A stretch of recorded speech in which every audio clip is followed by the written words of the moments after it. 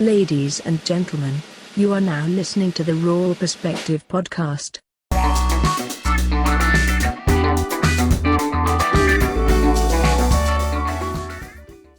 I saw a very interesting article this week talking about Doctor Strange 2. So the question is, should Doctor Strange 2 introduce the Miles Morales version of Spider-Man into the MCU? Heck yeah. Yeah, because, Doctor Strange, he kind of hinted about multiverse. Yeah.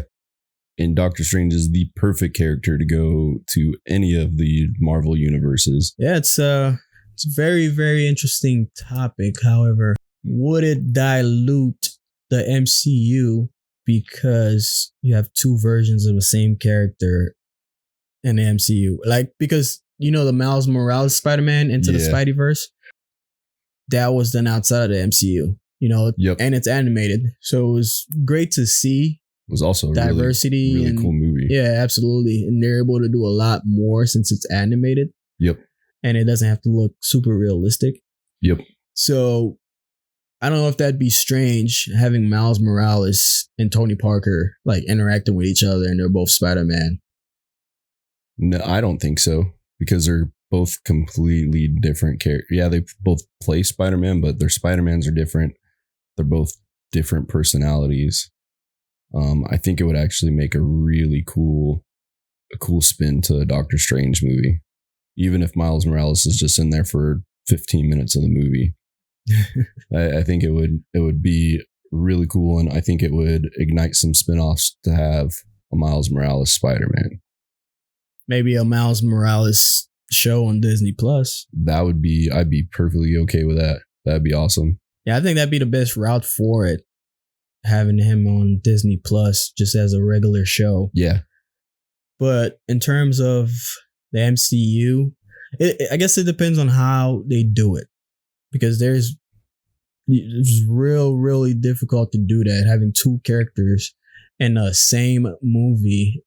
Like I said, it might be very, very weird, but if they execute it properly, it might be something very, very interesting to watch. And I think Marvel has the talent and the right kind of writers to do something like that. I think they would be the only candidate I would trust to make a movie with two different Spider-Mans and make a good movie. Well, whether it's good or not, I think people would still watch it. Yeah, I'd watch it. Because Marvel has grown such a cult. Yeah. Anything they put out is gold. Any Spider-Man they put out is gold. I think anything they put out is gold. Yeah. Yeah. Because Captain Marvel, it wasn't all that. The way I rate movies, right, is depending upon whether I could watch it more than once. Yeah, I could watch that 1.5 times. Yeah, I can't watch Captain Marvel more than once, man. We've watched it. My kids have watched it several times. Yeah, I've tried. But I just can't. I think it would have been better if they put it around like Captain America, the first Captain America, and had it so people knew who Captain Marvel was instead of her just showing up later on. So I think because of the timing of where they made the movie, it just didn't flow the way that it needed to flow. But to go back to Spider-Man, who do you think played the best version of Spider-Man? Was it best of all time? Yeah, best of all time. Would you say Tobey Maguire, Andrew Garfield, or Tom Holland? I think Tom Holland is the best Peter Parker and Spider-Man. I think Tobey Maguire played a really good Peter Parker, but a really crappy Spider-Man. And Andrew Garfield played a really good Spider-Man and a bad Peter Parker. And I think the newest Spider-Man's like the perfect marrying of those two characters. Yeah.